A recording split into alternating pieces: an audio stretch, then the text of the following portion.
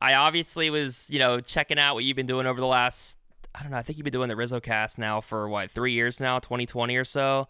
And that's about when I started kind of messing around with podcasting also. Did you get into it in part because it was COVID, or was it, I mean, media is like your career or career aspirations, right? Yeah, I would say COVID had a big thing to do with it. We were just talking about how, like, I'll be on break and I'll have to soon be at the point where I have to figure out what to do with myself. And that's kind of where I was with COVID. It was May, kind of, a few months into just the hellstorm where everything was quiet, nobody was leaving their house, shelter in place, all that.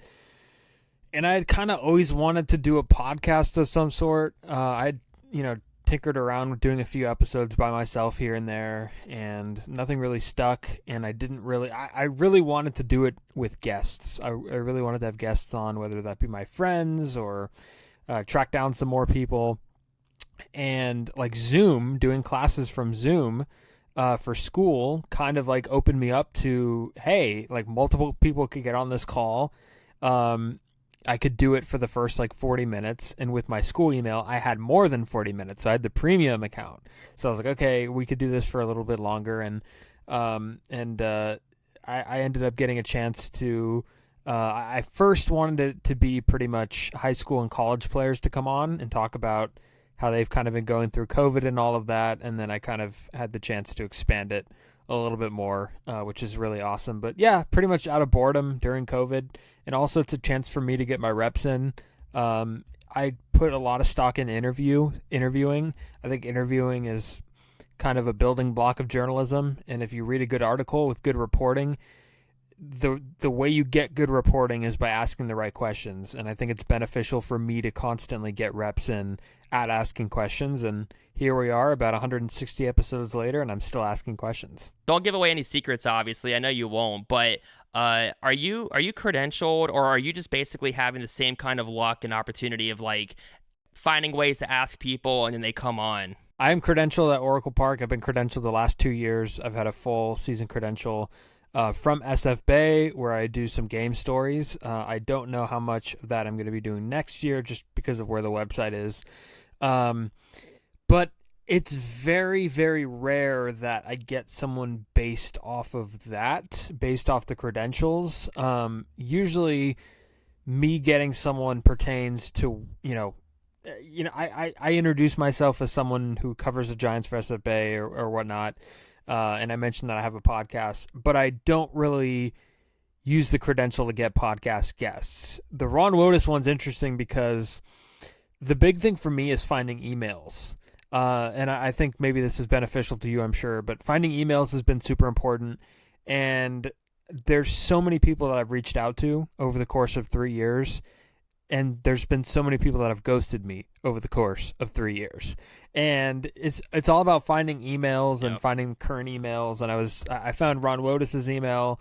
And the cool thing about being credentialed for last season and the year before is I did the podcast with Wotus, I believe might have been during an off day or something. And then when the Giants came back into town, Ron is a special assistant for the Giants. He's in the press box. That's where he does his work during games, but he suits up before games and still works the fungos and everything. And I saw him before the game, and I was like, hey, we had a good conversation. I'm Steven Rissotto from the podcast that you just did last week. And then he was like, Riz, and, we've had a good relationship ever since. And that's how it starts, to be honest. I think people respect people respect that, you and I are people that aren't going to quit in terms of reaching out to people, and we're go-getters. We kind of have a vision for our podcast, and I feel like it's respectable among people in the field.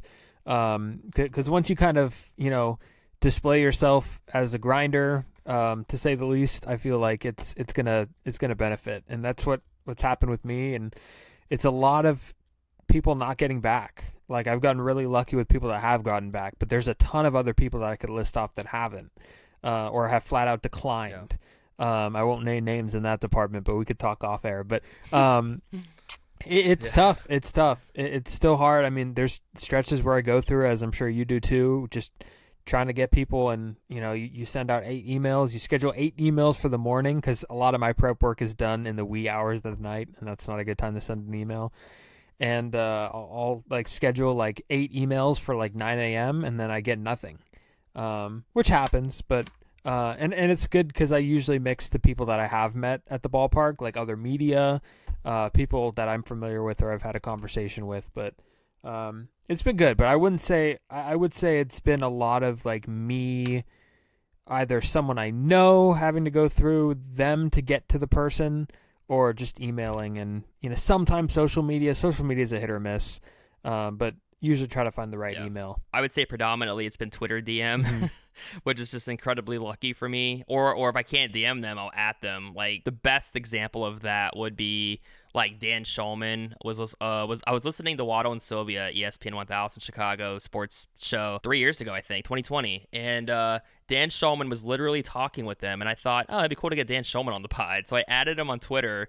And a couple hours later, he was like, "Yeah, let's do it." Or yeah, sure. So I was talking to Dan Schulman, or like John Forslund, the NHL broadcaster for the Kraken and TNT. Same thing. Added him on Twitter. He followed me and was like, "Yeah, let's do it." So I mean, I've gotten super lucky. I honestly, I really haven't had too many rejections. It's probably been more either they agree to it or I just don't hear back. But I've only had a few outright denials. I know one of them. They've all been very nice and courteous, but Bob Costas was the best one. That's the one that you're referring to, right? Yes, of course. I mean, you just hear his voice in his email, and that itself made it worth it. I mean, it would have been one thing if I just didn't hear back, or if he was just... I mean, it would have been cool to talk with him, but I think that story alone is even better. And I don't know if you know this part, but the ESPN 1000 radio station I was just talking about, so they had a segment a year or so ago, literally about a year ago, or over a year ago now. They would always play the soundtrack going into one of these bits that they would do, or segments that they would do. And Bob Costas was one of the the voiceovers during the intro to that segment. And I was about to literally go outside and take a walk or whatever, and then I hear them talking about, because I had told one of the producers for the show, because I had just talked with him and showed him the Bob Costas rejection email shortly after that. And so I was about to go outside, and they're doing whatever on the radio, and then I hear them talking about the very situation with me and Bob, and I had to stop and listen. I was just like laughing because I didn't know that it was going to be like broadcasted literally. So like a very slight part of me was like, I hope Bob isn't listening to this, but I never heard anything, so it was fine. But it was literally like that story was actually broadcasted on the radio. But it was just so funny the way he did it, and it was also funny too because my friend jokes with me about this, but I remember Bob sent me the email back, and I was just reading it, like astonished, just reading it. And I was like, wow, like literally reading this rejection that only Bob could write.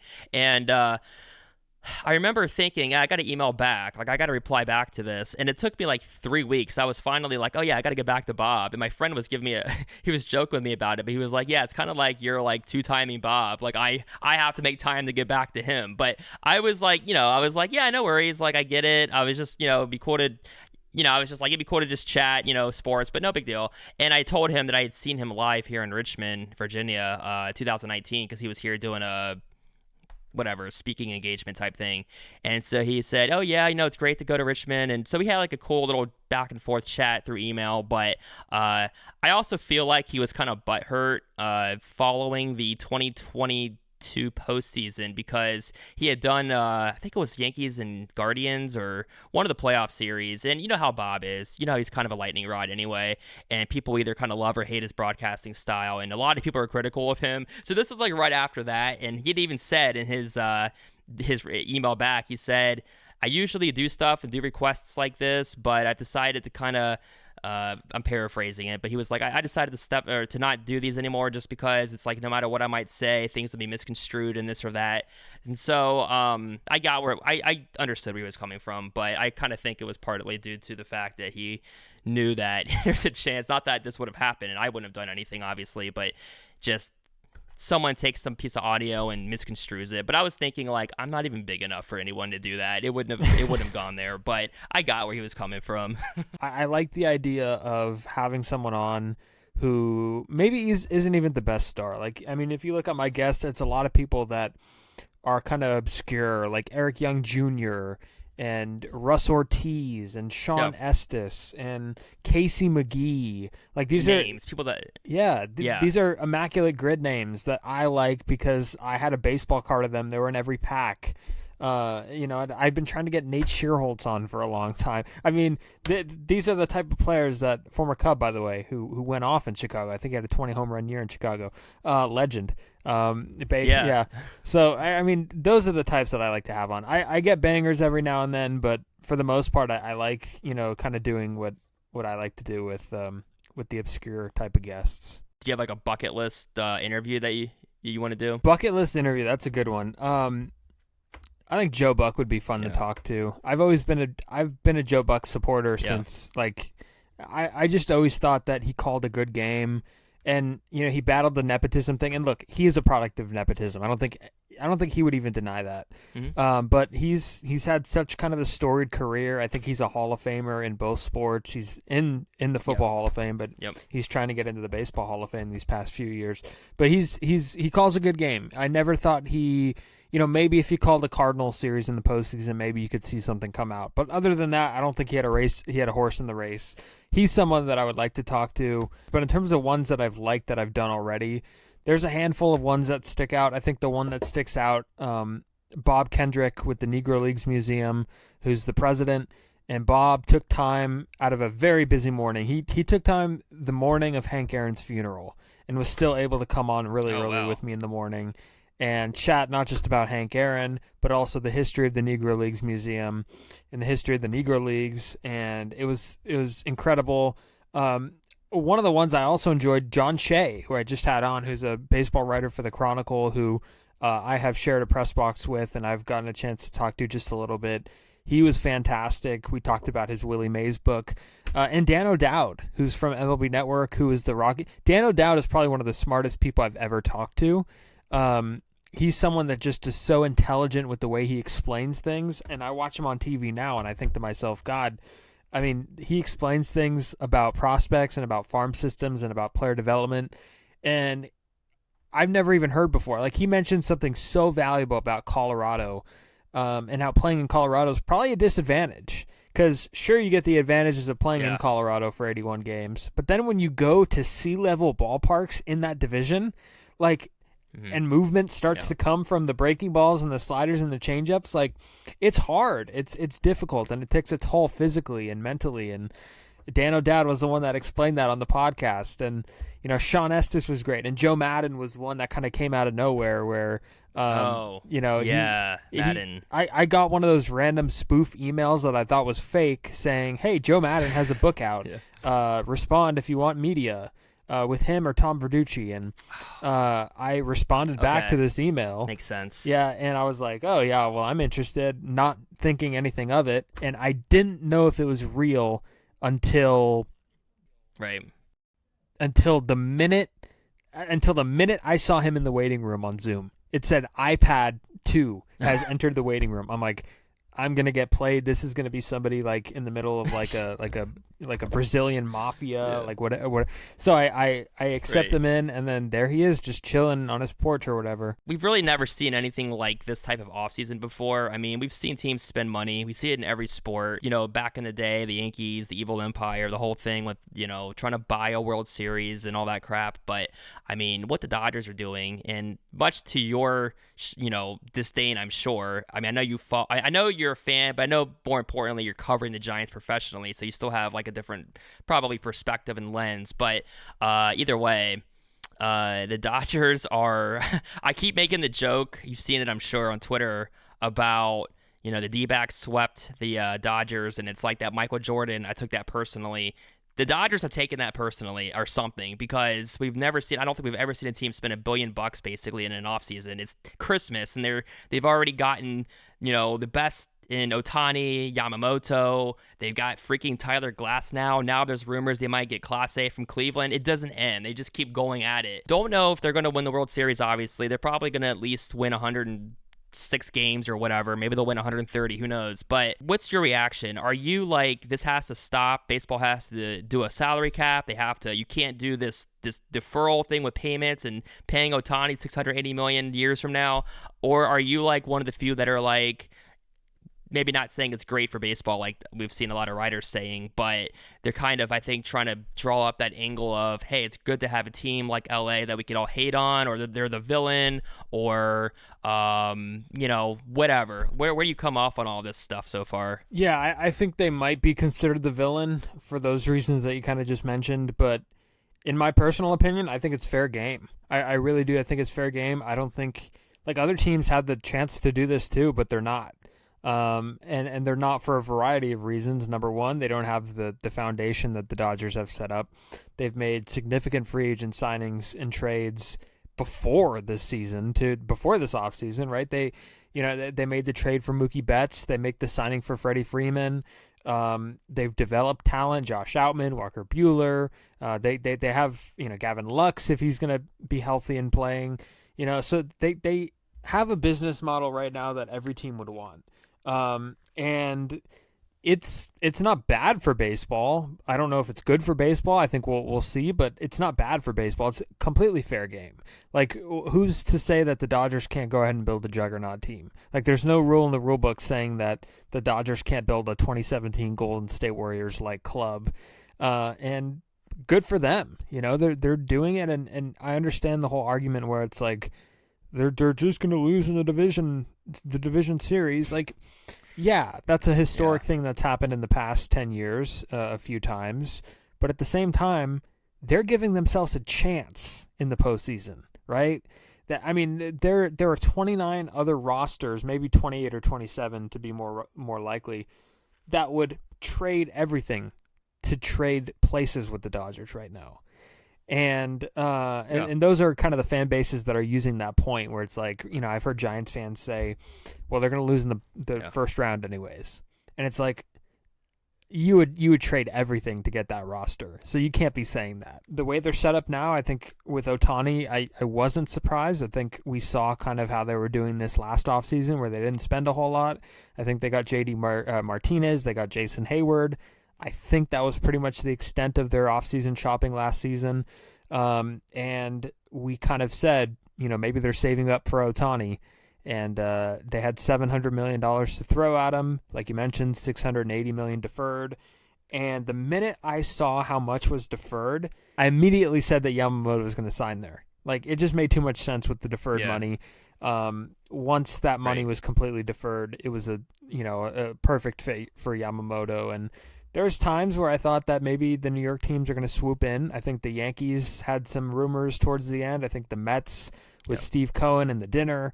And you never know until the deal's sealed. But, definitely an intriguing offseason for them so far. A lot of money. So for the Giants, where do they pivot now? What's their next move? They just got Jung-Hoo Lee, which the name escaped me as I literally randomly brought him up. But yeah, there you go. I mean, are you excited for him, or is it? I mean, obviously he comes with a track record of success, right? You never really know how that's going to translate in America, right? Yeah, he's a good player, and I think he's going to be a good addition. And the Giants, in terms of how this relates to them, how the Yamamoto and the Ohtani, I mean, it's just another, 2 more guys that they missed out on. And this is going back a very long ways now. This is going back to John Lester and Zach Greinke and Giancarlo Stanton, Bryce Harper, Carlos Correa, Aaron Judge. I mean, the list, Ohtani the first time. I mean, the list goes on and on and on. And it's not a destination right now. It's not at all. I mean, that's not that it shouldn't be, but it's reality. San Francisco is not a destination. It's not a place where players want to come. Because the organization, and I don't think it's because the city and all that stuff that we've heard recently. I think that's neither here nor there. The bottom line is, your team is just average, right? The Giants are an average team. They have been the past few years. And if free agents had a choice between the Dodgers or even Arizona, who picked up a few free agents this offseason, then they're going to go there. I mean, the Giants, they haven't put out anything on the field that will attract free agents. There hasn't been that entertainment factor. And with Jung-Hoo Lee, this is a good step. It's a positive step getting him over here, and he was an MVP in Korea. He's won Gold Gloves in Korea. And now the only thing is Korea is not an established, or I shouldn't say Korea is not an established. It's a big league. It's a big league organization, but a lot of people kind of have it as equivalent to AA or AAA in terms of talent, and there will be an adjustment. He's going to have to adjust, and in my mind, I don't know how much of an issue that's going to be, because I think great players can adjust to any environment. And Jung-Hoo Lee was a great player and found success in Korea by making adjustments. I think he's good enough to come here to make adjustments. Yep. And did they overpay for him? Yes. But what is free agency? What is the definition of free agency? It's overpaying for 30-year-olds. And in this case, Jung-Hoo Lee's 25. Yep. So give him the money. Yeah. Get him over here. He's here, a 6-year deal, opt out after 4 years. It's a good start. If they were to go into the season tomorrow with just Jung-Hoo Lee as their only addition that they made, and they signed a backup catcher, Tom Murphy or something, if those two guys were the only ones that you're going into the season with after this offseason, then yeah, it's probably a failure of an offseason, which is why I think the pivot is Blake Snell. Blake Snell's your guy, right? Yeah. He's the best pitcher on the market. They didn't get Yamamoto. I don't know how many of the big market teams are going to pivot to Blake Snell after losing out on Yamamoto. I'm talking about the Mets, the Yankees, maybe the Cubs, what other teams are involved. That's who you go get. Did you ever interact with Bruce Bochy specifically? No. So Bruce Bochy predates me. I was there during 3 years actually, of Gabe Kapler. I did not ever get a chance to... I have met him multiple times as a fan of the Giants at some of the fan events, and I sat in when he returned to San Francisco. I sat in on a press conference that he did in the dugout, but not regularly, no. I just remembered I did actually interact with his brother Joe in Augusta. He's a scout, right? I don't know if he's still there or still a scout or not, but yeah, he was a scout, and I think he was from like the Northern Virginia area, because I know I mentioned or must have said, hey, I live in Virginia or whatever, but Joe Bochy and Logan Webb was on that team, although he, I think, left for Tommy John surgery early in that year, and then I didn't realize he was going to become the ace that he has pretty much become for the Giants. And then, do you know my Lucius Fox story? No, Lucius Fox is a name that I haven't heard in a while. He was traded in the, I want to say it was the Longoria trade or the... Or what trade? It was Matt Moore. Matt Moore trade. It was one of them. The Giants had two trades that I got mixed up. Yeah. What happened with Lucius? So 2016 trade deadline. I remember, I guess I was in the clubhouse or something, and it was Lucius maybe it was Michael Santos. They were both getting traded together, but they were both like in the clubhouse. So I think I don't remember, but I think everyone else was on the field, and they were just in there. And I think I had heard rumors already or rumblings that a trade might be happening, and they were in the clubhouse, I think, or at least one of them was. And I was like, hey, like, what's going on? And I think Santos was like, I think we're getting traded or something like that. And sure enough, he was going. I think were they both going to Tampa? I'm trying to remember. Santos, but they were both getting traded. I think they were. Yeah. And anyway, so they got traded. And it was crazy because going into the year, the two people that everybody was really excited for was Phil Bickford and Lucius Fox. And they both got traded that same season. And with Lucius Fox, he was the guy that had the $1 million, whatever it was, signing bonus and the cool watch. I mean, he seemed like a really cool guy. But sure enough, he got dealt. And I think if I remember correctly, I think defense was kind of an issue for him initially. Or I don't know if it was defense. I think he had a lot of errors. But actually, no, I think it was the offense. I think he wasn't hitting very well. It was, low A, single A ball in 16. He was probably just, adjusting. But anyway, the story goes, I'm in the car because I was the intern. I would drive these guys to the airport when they got demoted, promoted, whatever. I remember I was even driving around, the name is escaping me right now. I think his dad is still the replay guy for the Giants. Sean Dunston Jr. Yep. Had it was Dunston, yeah. And then Sean Dunston Jr. had messed up his foot or something, so he was in a boot and he was going back to Arizona for rehab or whatever. And I remember I was driving him around one day going to his apartment to get his stuff and kind of whatever, kind of just talking and driving around town. But the Lucius Fox story was I'm taking him to the airport, and I don't know how this came up now, but he had mentioned to me that he was hurt or injured, and I was like, really? I didn't know you were injured, because I kind of kept up on the roster stuff too. I had to get all the rosters updated every day for the press box and stuff like that. So I was pretty on top of the rosters, and I didn't know he was hurt, but I remembered a game or prior, like a game or so before that he had, I think, fouled a ball off his foot or something and kind of hobbled around or kind of messed him up there. I think that was the play. So I didn't know he was hurt, but he mentioned that, and I was like, oh, yeah, okay. So anyway, it was literally like the very next day on Yahoo News. I see how the Rays and the Giants, there's like apparently the Rays thought the Giants were trying to screw them over on the Lucius Fox trade because he was injured and they didn't know it or something. And I was like, he just literally told me this in the car yesterday. Like, I know the story. And so it was just hilarious that here it is. This trade is potentially hung up because of an injury, and I'm the one that he told the injury about. Like, I remembered it, and he told me about it. So it was nothing crazy, but it was just kind of crazy to see it on the internet the next day.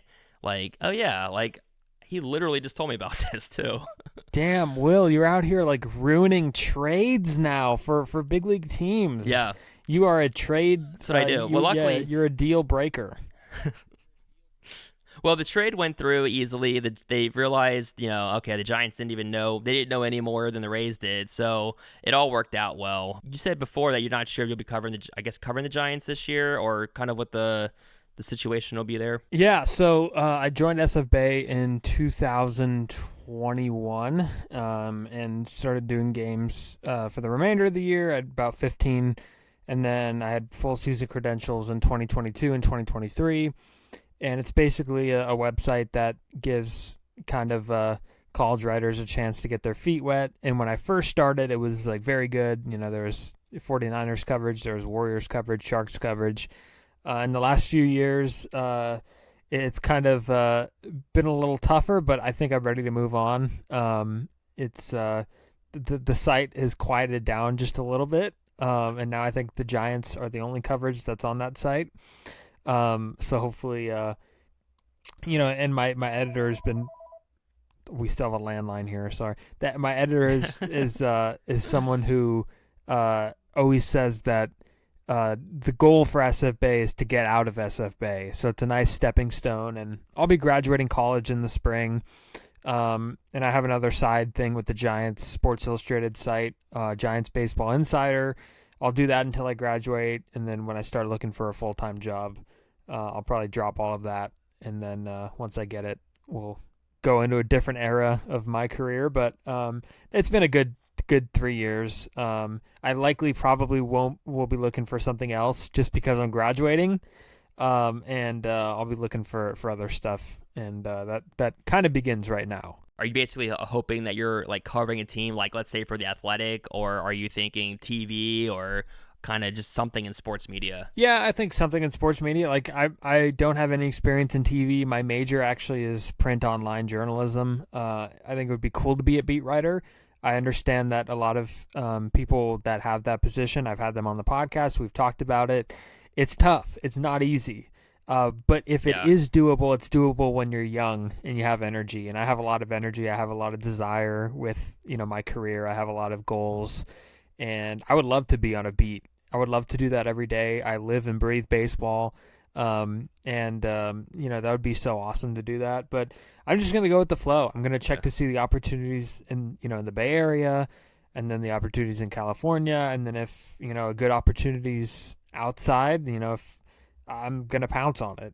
If I get something saying that, the Cubs have a beat writer position open, I'm going to go, hell yeah, let's go write for Will Chase's favorite team. And then we'll go that route. And if I apply for the Richmond Flying Squirrels internship, I'm going to follow in the footsteps of Will Chase. So there's a lot of options. I'm not in a position where I could be picky or selective. So I guess we're just going to have to see. But I'm going to graduate first, get out of college, and then we'll figure out the rest later. But it's been a good stepping stone. I've made a lot of good connections and gotten some reps in. Have you met Jeff Young? I have not met Jeff Young, but it's on I know he's listening, because I know you and him have just an inseparable bond that are very close. And I know he's listening, and I am a big fan of Jeff Young. I think Jeff works his absolute behind off. It's something that I look up to for sure. He gives great analysis, and not met him. He's in Nevada, I believe. But I see him and his dog all the time, and his dog, and his articles all the time.